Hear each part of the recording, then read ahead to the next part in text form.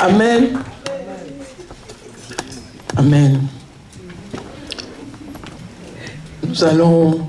la fois passée, je continue avec ce que j'ai commencé la fois passée. Je vous ai parlé de...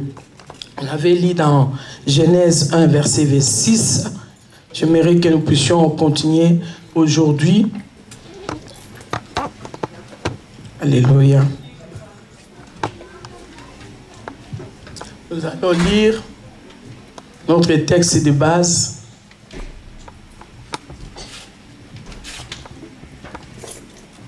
Dans Genèse 26. Pardon, 1, 26. Qui lit.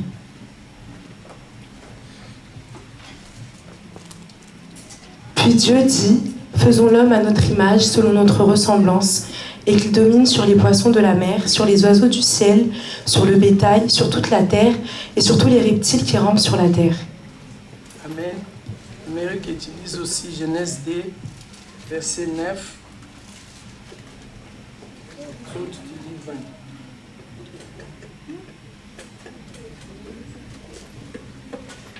L'Éternel Dieu fit pousser du sol des arbres de toute espèce agréables à voir et bons à manger, et l'arbre de la vie au milieu du jardin, et l'arbre de la connaissance du bien et du mal. Lis le verset 20. Et l'homme donna des noms à tout le bétail, aux oiseaux du ciel et à tous les animaux des champs, mais pour l'homme, il ne trouva point d'aide semblable à lui. Amen.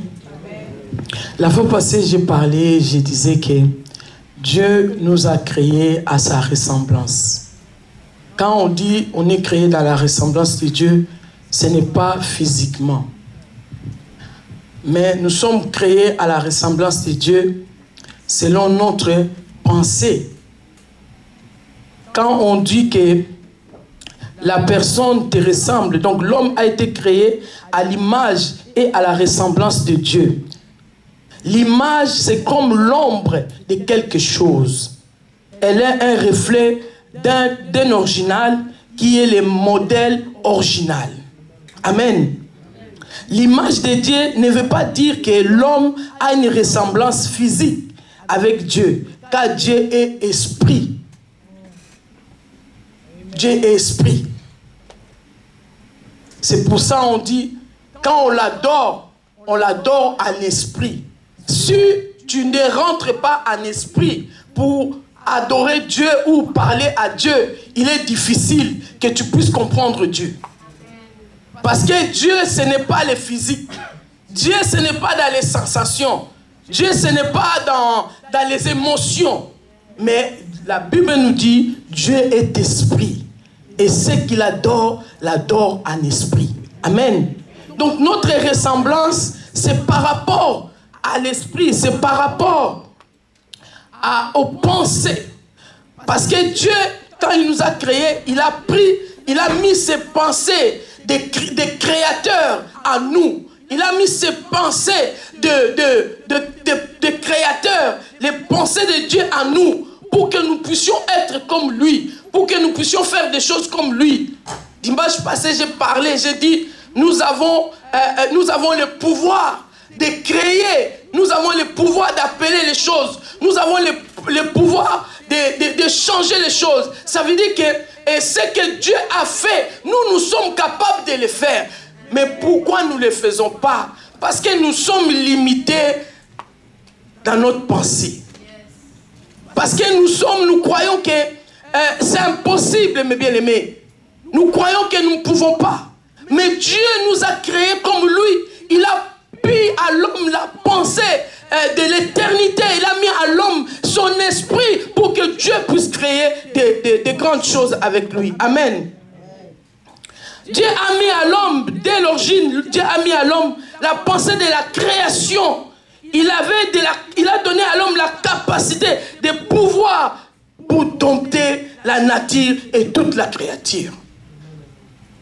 C'est ce que nous avons à nous. Amen. Amen. Et l'homme, il possède un sens de facultés spirituelles. Dieu les bénit parce que Dieu sait il est capable de faire comme lui. Amen. Et je veux dire ce matin, il y a quelque chose qui vient pour vraiment arrêter cet élan, cette façon-là de croire et de changer les choses. Pourquoi? C'est notre façon de parler, notre façon de parler. Des fois, nos langages, ça empêche que nous puissions vivre. J'essaie d'analyser un peu les paroles. Quand nous parlons, nous prononçons des choses. La parole, quand tu dis une parole, la parole, c'est le logos. C'est le logos, donc c'est la parole créatrice. Quand tu parles, ça veut dire que la parole que tu prononces, ça doit créer quelque chose. Amen. Même à ce moment-là, quand tu es en train de parler, derrière toi, tu es en train d'attirer quelque chose. Ça veut dire qu'il y a quelque chose qui était loin, mais quand tu prononces et l'atmosphère change, ça crée et les choses commencent, c'est comme qui commencent à se réunir. Mais souvent, dans nos pensées ou dans nos paroles, je commence par la parole. Quand nous parlons, nous prononçons beaucoup de mauvaises choses sur nous-mêmes. Et beaucoup de gens, nous sommes liés. Aujourd'hui, peut-être, laissez les démons à côté. Laissez les mauvais esprits à côté. Parce que nous disons toujours, oh, c'est les démons, c'est les esprits. Je disais, vous savez, il y avait quelqu'un, il était décédé. Il arrive devant le Seigneur lui dit, le Seigneur a commencé à lui poser des questions. Il a dit, oh, c'est le diable qui m'a trompé. Le diable, il était là à côté. Le diable est venu, il a giflé la personne. Il a dit, est-ce que tu m'avais vu? Oh! Et le Seigneur a dit à cette personne, tu vas retourner, tu vas aller témoigner dans le monde. Vous savez ce que cette personne avait fait? Il avait tué un autre prêtre. Il a tué un autre par la jalousie. Et ils étaient dans un village où on lui a changé, on lui a envoyé dans une autre ville. Alors il n'était pas content. Il a tout fait, il a empoisonné les prêtres. Vous voyez là où le cœur de l'homme est. Et là, il arrive devant le Seigneur, il dit, il croyait que lui, il était éternel. Il croyait que lui, il n'allait pas mourir. Mais son tour aussi est venu. Il est mort. Il arrive devant le Seigneur. Le Seigneur a commencé à lui poser des questions. Il a dit, non, c'est le diable qui m'avait trompé. Souvent, nous mettons beaucoup de choses sur le diable. Parce que vous ne les voyez pas. Parce qu'on ne les voit pas. On ment sur lui. On dit des mensonges sur lui. On croit que... Mais il y a un jour, tu vas rendre compte de tout ce que... Vous savez, même nos paroles, ce que nous prononçons, nous allons rendre compte à Dieu. Ce que tu dis, tu rendras compte. Ce jour-là, il y aura Jésus qui sera là. Il y aura le diable qui sera là. Il y aura tout le monde qui sera là ce jour-là. On va mettre les films de ta vie. Ça va commencer à tourner. Tu vas voir. Parce que quand on fait des choses en cachette, on voit que Dieu ne nous voit pas. Je disais tout à l'heure à mon évangéliste, il dit, des fois quand on fait les choses, on se dit, Dieu ne me voit pas. Tu continues dans le mal, tu continues dans le mal. Mais comme Dieu est bon, c'est un Dieu d'amour, Dieu, des fois, il te prévient avec des petits mots, des petites choses, mais des fois, on ne se rend pas compte. On dit, ah, Dieu est amour. Mais la Bible dit, il est amour, il est là en bonté, en fidélité, mais il est aussi l'effet dévorant. Amen. Le côté fait, ça vient. C'est doucement, mais ça vient. Alors, nous devons, en tant qu'un enfant de Dieu, nous devons avoir de bonnes paroles. Amen. La parole, j'ai essayé, quand l'homme parle, il y a quelque chose qui est derrière. Encore caché. Et puis, commence à pousser en avant. Ça veut dire que, ce que je viens de dire, quand tu commences à parler, ta parole est toujours accompagnée d'une puissance. Ta parole est toujours accompagnée de quelque chose. Ça veut dire que si je parle ici, c'est que je suis en train de déclarer, et les choses peut-être, tu ne les verras pas tout de suite. Mais sache que les choses sont en train déjà de se créer. La chose est déjà en train de se manifester. Et la Bible dit, peut-être tu ne le vois pas, mais il est déjà là. Élie devant les prophètes de Baal, il a dit à son serviteur, va voir, je vois les nuages. Mais lui, plusieurs fois, il allait, il ne voyait rien. Mais il y avait déjà un petit nuage qui commençait déjà à sortir. Donc ça veut dire que quand tu parles, ta parole a de l'effet. Ta parole a de l'effet. Il y a beaucoup de gens, ils parlent de mauvaises choses sur eux-mêmes. Ils parlent de mauvaises choses sur sa famille. Ils parlent de mauvaises choses sur ses affaires. Oh, moi, c'est toujours comme ça.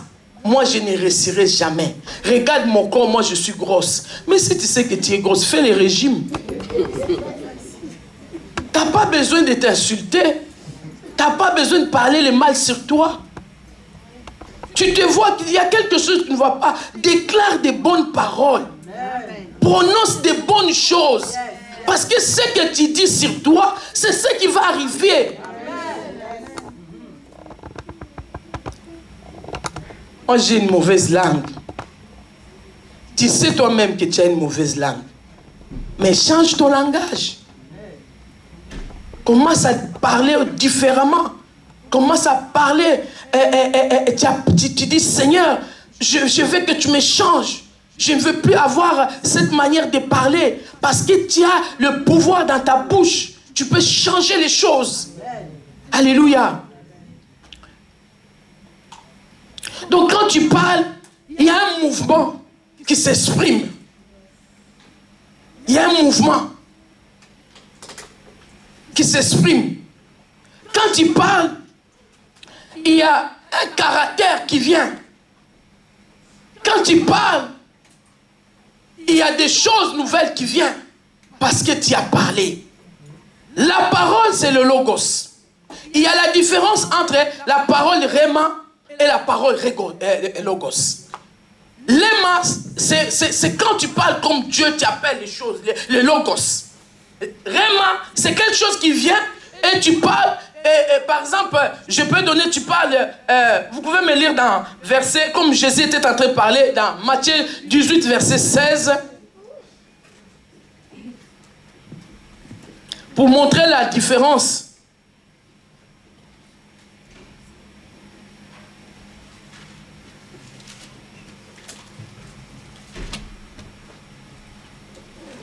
Matthieu 18, verset 16. Mais s'il ne t'écoute pas, prends avec toi une ou deux personnes, afin que toute l'affaire se règle sur la déclaration de 2 ou de 3 témoins. Donc là, Seigneur Jésus est en train de parler à ses disciples. Ça veut dire que quand il y a des conflits, ça veut dire que tu dois venir d'abord parler à la personne. Tu parles à la personne, vous deux d'abord. Quand il y a conflit, ça c'est une autre manière aussi d'arranger les conflits. Quand il y a les conflits, d'abord, allez voir la personne concernée. Ne viens pas voir Maman Véro directement. Ne va pas aller voir pasteur ou évangéliste directement. Si tu as un problème avec quelqu'un, va voir d'abord la personne concernée. La personne concernée. Parle seul à seul avec la personne. Tu essaies d'arranger avec la personne. C'est ce que Jésus était en train de donner. Il était en train de donner le modèle de conflit. S'il y a un problème, parle seul à seul avec la personne. Mais nous avons beaucoup peur de parler avec la personne. Nous devons d'abord aller parler à d'autres personnes. Nous devons aller d'abord critiquer. Vous savez, quand tu as déjà critiqué, il y a quelque chose. Donc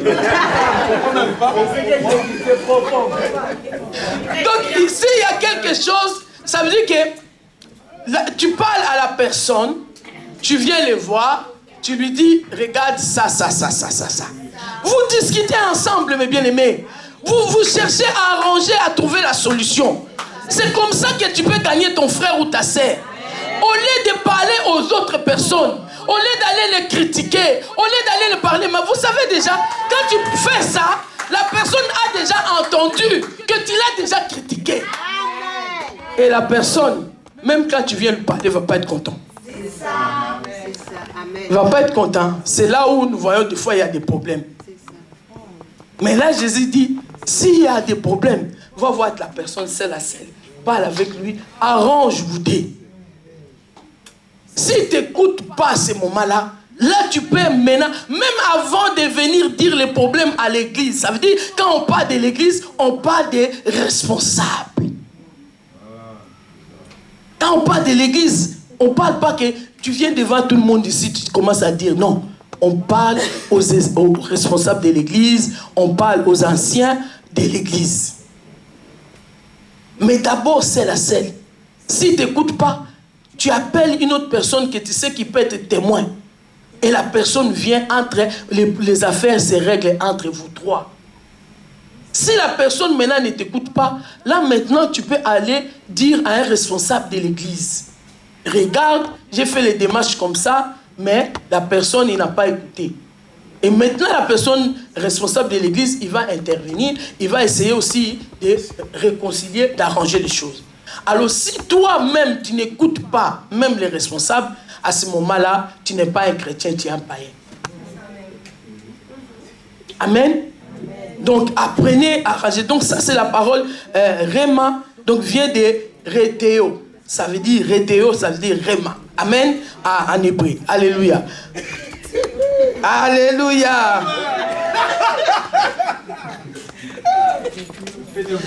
Quand on dit la parole, c'est Jésus lui-même. La parole, c'est Dieu. La Bible dit, au commencement, les logos, et les logos étaient avec Dieu. Et les logos étaient Dieu. Dans Jean 1, 1 à 3. Amen. Donc la parole, c'est Jésus lui-même. La parole, c'est Dieu. Quand tu es en train de parler, mes bien-aimés, tu dois savoir que toi, tu as été créé comme un Dieu. La Bible dit, vous êtes des dieux, mais vous mourrez comme les gens quelconques. Les gens quelconques. Quelconque comme n'importe qui, comme ça. Mais toi, tu n'es pas n'importe qui. Ça, je te dis, des fois vous dites seulement c'est des slogans, des choses comme ça. Mais moi, je vous dis, ce n'est pas question d'argent, ce n'est pas question de richesse, ce n'est pas question de tes avoirs, ce n'est pas question de ce que tu as. Mais le problème de connaître ton identité, tu sais qui tu es. Tu peux ne pas avoir toutes ces choses, mais tu sais qu'en moi, j'ai un grand Dieu. Amen. Alléluia. C'est pas question, parce qu'il y a des gens, ils se voient petits parce qu'ils n'ont rien. Ils se voient petits parce que quand les gens les regardent, ils disent, mais oh, les choses que tu dis et ce que tu vis, il n'y a pas de rapport. Mais à l'intérieur de moi, je sais qui je suis. À la création, Dieu m'a créé comme lui. Ce n'est pas parce que je n'ai pas que je ne suis rien. J'ai Dieu en moi. J'ai la puissance de Dieu, mes bien-aimés. C'est pour ça, tu dois chercher la puissance de Dieu. Tu dois chercher l'onction de Dieu en toi. L'onction de Dieu va faire la différence. Tu peux arriver à un endroit, même si tu n'as rien, les gens vont te respecter par rapport à l'onction qui est sur toi. Alléluia. J'ai une dame qui est mon coach, je travaille avec elle actuellement, Sophie. Une femme très intelligente. Elle est très intelligente. Mais cette femme, elle est impressionnée à moi quand je parle des choses de Dieu. Quand je parle, et les mercredis passés, on était sur les Zoom. On parlait. Et du coup, il y a eu beaucoup de femmes de pasteurs qui sont rentrées dans les Zooms. Les débats étaient... On a dévié les choses qu'on parlait avec elle. C'était les choses de Dieu. Et elle était là. Elle ne savait même pas quoi dire. Elle était là, elle ne comprenait pas. Et franchement, je vous dis que les débats, les femmes ont commencé à parler, les mamans pasteurs ont commencé à poser des questions. C'était chaud. J'ai beaucoup aimé ça. Et du coup, vous savez, quand on a fini, après elle m'appelle, elle me dit, Véro, tu sais, je ne savais pas que la femme était aide de l'homme. J'ai dit, oh Seigneur, on lui a donné la révélation de quelque chose. Donc cette femme, elle était contente. Donc ça veut dire qu'elle ne connaît pas des choses là, mais à travers des mois, des moments où on parle, elle découvre des choses de Dieu. Je n'ai pas peur de parler des choses de Dieu là où je suis. Je n'ai pas peur de dire mon Dieu, de montrer les dieux que je sais. Mes bien-aimés, tu as un grand Dieu, tu dois les montrer. Tu ne peux pas les cacher. On ne les cache pas. Si le Dieu là est avec toi, je te dis ce matin, tu dois les manifester. Tu dois les montrer. Quand les gens te voient, ils voient réellement ton Dieu est avec toi. Il a dit, je ne savais pas que la femme était aide de l'homme. C'était une révélation pour elle. C'est pour ça que nous devons parler de Dieu. Des fois, nous sommes limités. Nous ne voulons pas parler parce que nous avons peur des gens. Mais nous devons glorifier le nom de notre Seigneur, mes bien-aimés. Nous devons parler parce que Dieu nous a donné cette capacité. Il nous a dotés de toutes ces choses-là. Parce qu'il est lui-même la parole. Il est derrière toutes choses. Il est derrière sa parole pour l'exécuter, pour l'accomplir. Ça veut dire que toi, tu dois seulement parler. Amen. La parole, c'est une force. C'est une puissance. Alléluia. La parole, quand tu parles, la parole, tu peux les recommander dans tes activités. La parole, tu peux les commander dans tes projets. Tu commences à parler sur tes projets. Tu commences à déclarer les choses sur tes projets. Tu commences à parler. Tu arrives devant ton travail, avant tout le monde. Je déclare dans mon travail, je serai béni dans ce travail. On va me bénir. Je déclare, je vais être élevé dans mon travail. Tu déclares les choses parce que tu as la parole. Vous savez, nous servons le Seigneur partout où nous allons. Nous servons le Seigneur pas seulement à l'église. J'ai dit nous servons le Seigneur avec nos dons, avec tout ce que nous avons. Si toi tu es ingénieur, tu les sers en tant qu'ingénieur, tu sers Dieu dans ton travail. Parce que tu dois les manifester là où tu es dans ton travail. Mais bien aimé, parce que Dieu ne nous appelle pas tous à être des pasteurs. Dieu ne nous appelle pas tous à être seulement des serviteurs. Mais tu peux servir le Seigneur dans ton travail. Dieu te bénit dans ton travail. Tu es ingénieur, tu deviens directeur de la société là-bas. Tu deviens un homme important. Tu as beaucoup d'argent. Tu vas soutenir l'œuvre de Dieu. Amen. Amen. Tu vas soutenir l'œuvre de Dieu. Dans ton travail, tu dois déclarer les choses. Seigneur, je veux être élevé. Je veux être distingué. Dans mon travail, vous savez, moi j'ai ma patronne. Cette femme, elle n'avait pas beaucoup étudié. Et j'ai travaillé chez elle. Elle m'a dit, Véronique, moi j'ai fait seulement, j'ai eu mon bac, après j'avais laissé mes études. Mais dans son travail, elle a fait beaucoup de formations. Elle était devenue directeur de la société. Mais bien aimé, si les païens, ils arrivent à faire ces choses-là, nous, ce n'est pas impossible. Amen. Toi aussi dans ton travail, là où tu es, si tu comprends la puissance que tu as, si tu comprends ce que le Seigneur peut faire avec toi, tu ne peux ne pas être avec tous les bagages intellectuels, mais Dieu peut te qualifier, Dieu peut te distinguer si tu changes ton langage. Tu changes ton langage. C'est pas impossible, mes bien-aimés. C'est pas impossible. Quand je vois les choses que... Des fois, j'ai voyagé à la conférence. À l'époque, je voyageais beaucoup. J'arrive comme ça. Devant les gens, on les appelle les bishops. Des bishops. Et j'étais parmi les femmes élevées. Des grandes femmes américaines. Ces femmes, ils avaient de la puissance. Vous savez, les Américains, quand ils prêchent, tu sens les power. Et j'étais là. Des fois, j'ai tremblé. J'ai dit, mon Dieu, pourquoi tu m'as mis devant tous ces gens-là? Seigneur, je ne sais même pas. Mais j'étais là, mes bien-aimés. Et les gens finissent de prêcher. Demandez à Émilie, une fois on est parti au Canada. Quand j'ai pris le micro, j'ai commencé à prêcher. Et la salle était debout. La salle était debout. Parce que je me suis dit, Seigneur, ce n'est pas moi. Ce n'est pas par ma force, mais c'est toi qui vas faire quelque chose ici. Mais bien aimé, quand je me suis levé, Dieu s'est glorifié. Il y avait la puissance. Il y avait l'onction qui descendait. Et je descends comme ça. Toutes les femmes là, les bishops se sont levés. Ils sont venus m'embrasser, mes bien-aimés. Dieu est capable. Parce que seulement nous-mêmes, nous les limitons. Seulement nous-mêmes, nous croyons que ce Dieu-là, il est petit. Il ne peut pas faire de grandes choses avec nous. Mais je déclare sur la vie de quelqu'un. Tu n'es pas petit. Tu es grand. Dieu te voit grand. Il veut faire de grandes choses avec toi. Je le déclare ce matin. Ne te limite pas. Va au-delà de ce que toi-même tu pouvais imaginer. Va au-delà de ce que les gens pensaient de toi. Au nom de Jésus. Amen. Alléluia. Amen. La parole. Tu as la parole puissante avec toi. Alléluia. Et deuxième chose, je vais parler des pensées. Pensées ne sont pas mes pensées.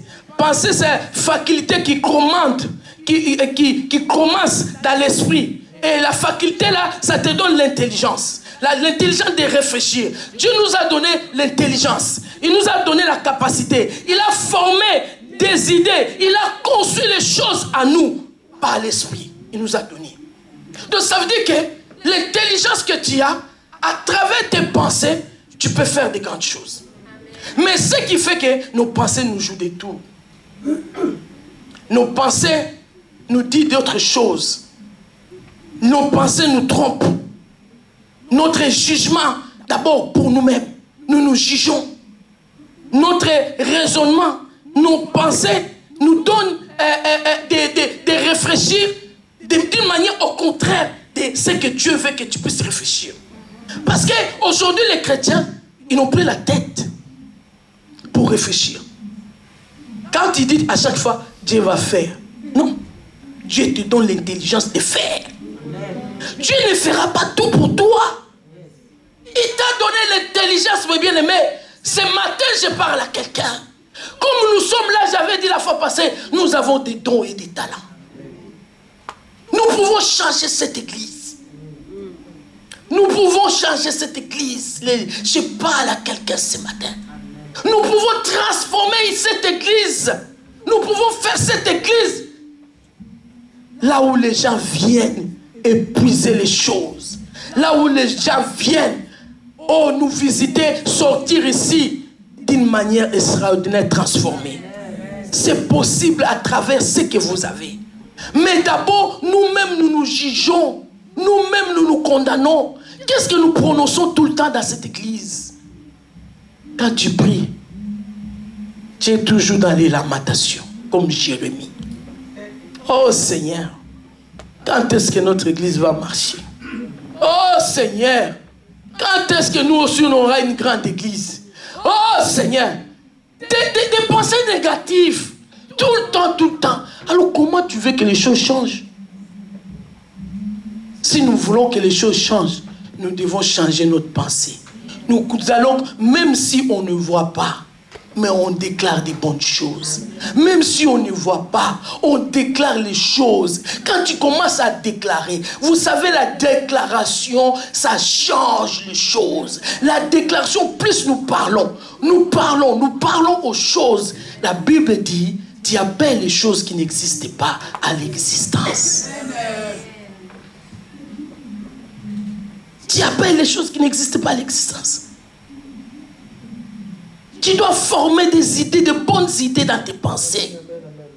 Tu dois concevoir les idées de l'esprit. Ça veut dire que tu rentres dans l'esprit. Tu commences à chercher le Seigneur, qu'est-ce que tu veux? Parce qu'il y a certaines choses, l'homme ne peut pas te révéler cela. Il n'y a que Dieu. Il n'y a que l'Esprit de Dieu. Peut-être il va te donner seulement, comme je disais la fois passée, une petite clé. Une petite clé. Tu ouvres seulement, ta vie change. Tu ouvres seulement, les choses commencent à être transformées. Une petite clé. Alléluia. Arrêtons de nous juger nous-mêmes. Arrêtons de nous juger, mes bien-aimés. Tu es un enfant de Dieu. Pourquoi tu te juges, tu te condamnes toi-même? Pourquoi tu parles le mal sur toi-même? Pourquoi tes pensées ne peuvent pas raisonner de bonnes choses? Tu dois rêver. Je dis à quelqu'un, ne t'interdis pas de rêver. Dans tes pensées, tu dois rêver. Rêve de grandes choses. Rêve de grandes choses, même si tu ne les vois pas aujourd'hui. Plus que tu as rêvé, ça va venir. Ça va venir. Commence à rêver de grandes choses. Parce que tu as la faculté de penser des choses. Apprendre à penser la manière de Dieu. Parce que quand tu penses, c'est l'art de penser au fait. Moi je suis avec les gens, ils te disent,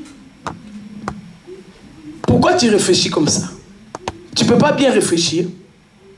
Donc tu dis quelque chose, il voit que ça lui dérange vraiment. Il dit, mais pourquoi tu penses comme ça? Tu ne peux pas penser différemment. On a plus tendance à penser des mauvaises choses que des bonnes choses. Et ça ne nous aide pas à avancer. Ça ne nous aide pas. Mais bien aimé, j'ai dit, l'homme, nous sommes capables de tout faire. Mais nous sommes limités dans notre pensée, en fait. C'est nos pensées qui nous limitent. Parce que vous savez, un enfant, tu peux lui dire de faire quelque chose là. Des fois, il ne raisonne pas. Il le fait et puis ça marche. Mais nous, d'abord, tu vas calculer, les gens vont me regarder ici. Si j'échoue, mais l'enfant, il ne réfléchit pas comme ça. Il le fait et puis quelque chose, ça marche. Ça veut dire que nos pensées, par moments, nous jouent des tours. Alors, tu dois nourrir tes pensées avec la parole de Dieu. Deuxième chose, tu nourris ta pensée avec la parole de Dieu. Pour que tu ne penses pas de mauvaises choses. Nourris ta pensée, jour et nuit, le matin, midi. Nourris ta parole et nourris tes pensées avec de bonnes choses. Mais bien aimé, quand tu es avec les gens qui pensent qu'il y a des négativités, toi aussi, tu finiras à penser comme eux. Moi, j'aime mon mari. Mon mari, ce n'est pas un homme qui se plaint. Ce n'est pas un homme qui pleure. Moi-même, je sais que quand je le vois, je sais que mon mari, ça ne va pas. Mais tu ne le verras jamais en train de se plaindre. Jamais, je vous dis la vérité. Peut-être il ne dit pas devant moi, il peut dire devant d'autres personnes. Mais je ne le vois pas, mon mari, même si on passe des moments communs. Cet homme, il a appris à croire que les choses, ça peut être là mauvais, mais ça va changer. Amen. Comme le bishop professeur nous a dit hier, il y a des temps, il y a des saisons. Il y a des saisons, il y a des situations que tu es en train de vivre. C'est une saison. Mais la saison là, bientôt l'automne va finir. On va passer à l'été. Ça veut dire que ta situation là peut changer. Ta situation peut changer. Ta situation peut changer. C'est une saison. Il y a une saison où les choses ne vont pas bien. Mais il y a une autre saison quand il rentre. Les choses commencent à aller. Mais des fois, nous n'attendons pas ce temps-là. Nous sommes pressés. Attends. Parce que quand la saison de Dieu vient, il transforme les choses. Il change les choses. Ça, c'est le temps de Dieu. Alléluia. Arrêtons, mes bien-aimés. Travaillons notre pensée. Rentrons dans notre conscience, subconscience. Commencez à nettoyer. J'ai un message où je prêche, j'ai dit, tu dois vider ta garde-robe. Ça fait combien de temps tu n'as pas vidé ta garde-robe? Il est tellement en désordre, il est tellement embrouillé là-dedans. Ça veut dire que les choses que tu ne portes pas, les choses que tu ne mets pas, tu achètes, tu rajoutes, tu achètes, tu rajoutes. Mais je te dis, tes pensées sont comme ça. Tu as tellement de choses qui sont en train d'embrouiller tes pensées. Commence à nettoyer. Nettoyer. Ton garde-robe, il n'y a même plus de place. Il n'y a plus de place. Comme moi, je vous parle là. Donc, tu dois vider maintenant. Tu dois dire non. Il faut qu'un jour, tu te donnes, tu te dis aujourd'hui, je vais faire un peu nettoyage. Je ne vous ai jamais prêché ça ici. J'ai déjà prêché les pensées, garde-robe. Amen. Donc, c'est ce que je voulais vous dire ce matin, mes bien-aimés. La parole change et tes pensées il faut que tu les nettoies et que tu le changes pour que tu puisses avoir les pensées de Dieu. Pour que tu puisses avoir des bonnes pensées. Les pensées qui vont faire que ta vie commence à avancer, mes bien-aimés. Que ta vie, vous savez, on est fatigué de vivre la même chose. On est fatigué d'éternel recommencement. À chaque fois, on te parle, tu dis oui, ça va aller, ça va aller. Non! Tu dois prendre une décision. Dieu t'a donné l'intelligence. Dieu t'a donné tout ce qu'il faut. Dieu t'a donné la sagesse de faire les choses, de gérer des pensées, de changer les choses. Donc c'est à toi. Ne condamne pas Dieu. La responsabilité n'est pas à Dieu. Dieu t'a créé comme lui, avec les pensées de l'éternité, avec les pensées de la créativité. Donc si toi tu ne fais pas, ce n'est pas la faute de Dieu. Ce n'est pas la faute de Dieu. Si nous sommes là, je disais à Emeline, tu vois comme on est là, on s'aime comme ça. Les jours où on aura marre, les jours où on va dire non, nous voulons que cette église puisse se remplir. Mais bien aimé, ça va se remplir. Parce que c'est la décision et le travail de tout un chacun de nous.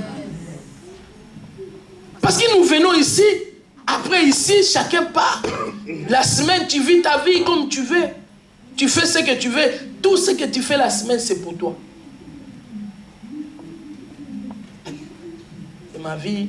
Je vais au boulot. Je rentre, je suis fatigué. L'église, on va voir ça dimanche. Et quand tu es énervé même, tu t'énerves, tu dis je ne veux pas. Ça ne me concerne pas. Il y a des responsables, il y a des pasteurs. C'est leur problème. Mais si les jours où nous tous nous allons commencer à penser que l'œuvre que nous faisons, c'est l'œuvre de notre Dieu. Et cette œuvre, c'est nous tous, nous sommes concernés. Nous allons voir que les choses vont changer. Amen. Que Dieu vous bénisse. Amen.